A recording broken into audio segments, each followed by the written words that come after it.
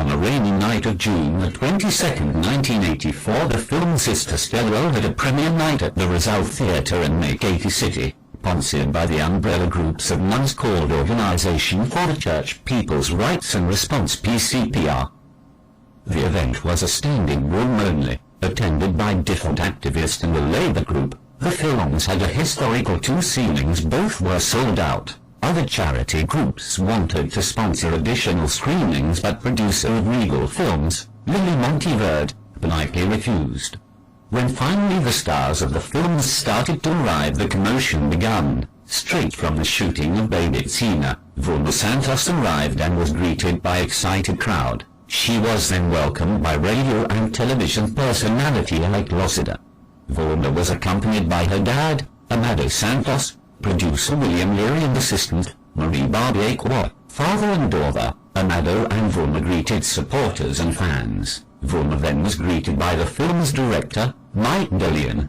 Both pleasantly surprised by the warm receptions and praised for their work, director Dillion came with his sister, other artists who attended with a supporting cast starting with Louise Pilien, who arrived with husband, Johnny Delgado. Tony Santos came with fellow veteran actor, Anita Linda. Jean Laloha came with husband, Michael Danisa. The film lead actor, Jay Ligon came and was seated with fellow actors, Louise, Amy Austria and Carito Salis. Other notable guests were Carito and Jose Marie Gonzalez and folk singer, Freddie Aguilar. International director, Lino Brocca, seen here with Lily Monteverde. Butch Aquino, director, Celso Ad Castillo, actor, Philip Salvador, writer, Jose Reyes and radio and television personality, Hanan Marino. Lastly, the event will not be complete without the presence of Vilma Santos fans called Romanians.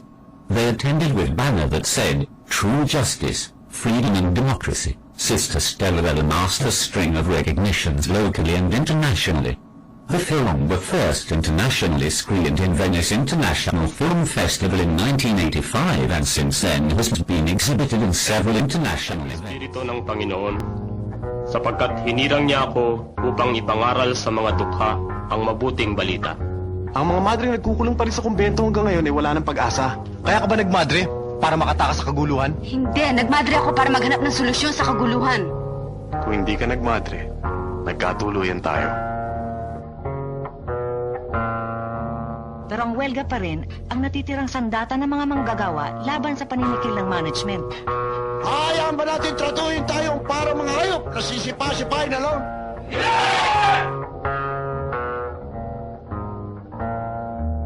Akala ko ba frustrated ka sa kanya dahil hindi siya involved? Ngayon sumama na sa welga, hindi ka naman mapakali. Hindi ka ba natutuwa? Sa artikulo mo sa Tribune, may banat ka sa mga madring walang ginagawa kundi magdasal o magpayo. Nakonsensya naman ako. Lahat ng paraan ay ginagamit ng pamunuan para tayo'y takutin at tuluyan na isuko sa kanilang ating dignidad. Hindi lang bilang manggagawa, kundi bilang tao. Ngayon palang pinapatay na nila kami. Kaya mas mabuti pang mamatay ng lumalaban kaysa habang buhay ka nagtitiis. Pumunta tayo sa Barrio Aguhonik. Delikado rin ngayon, Stella. Alam ko. Ituloy mo ang pagmamadre. Nasa iyo ang mga katangian ng isang madre ng ating congregation. Pero madre lang sangang ka pa rin hanggang mamatay ka. Bakit hindi ka tumulat sa akin? Nagagalit, nagmumura, nagpapabuntis. Nagkakasala sa Diyos. Kung tutuusin, ang Diyos mo may kasalanan kung bakit ako nagkakaganito. Madali sa'yo magsalita, palibasa, typical do-gooder ka, typical madre, pasulpot-sulpot, patulong-tulong. Pag nagsawa ka sa welga, uuwi ka rin sa komportabling kumbento, malambot na kutsyon at 3 beses ang araw na pagkain. Kung ayaw mong tumulong, huwag mo siraan ang gustong tumulong. Nick, madre o hindi madre, dumarating sa buhay ng taong oras na kailangan siya magpasya. Hindi para sa kanyang congregation, hindi para sa kanyang pamilya o para kanino man, kundi para sa kanyang sarili.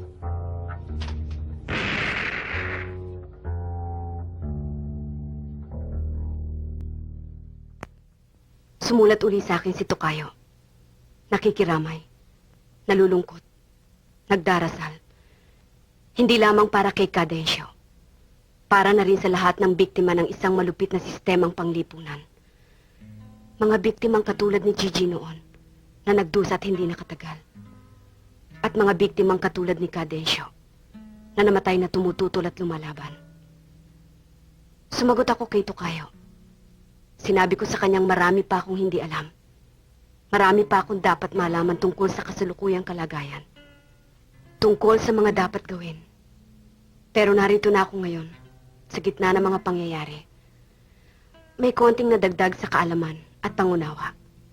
Pero patuloy na nag-aaral at natututo.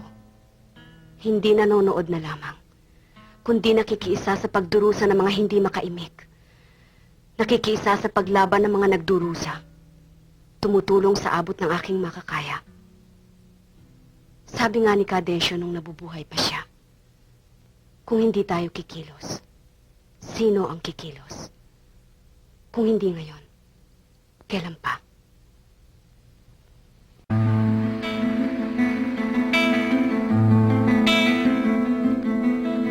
Walang komplikasyon ang buhay mo noon. Kalooban mo'y panatag, kalangitan ay maliwanag. Hanggang ay tuwid at patag sa buhay mo noon.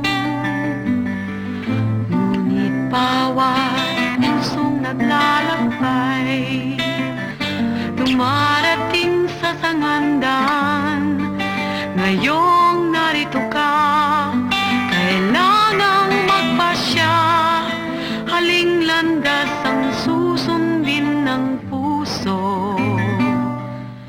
Saan ka liligaya? Saan mabibigo? Saan ka tutungo? Kay daling sumunod sa hangin at agos, aasa ka ng dalangi, gagabay sa iyong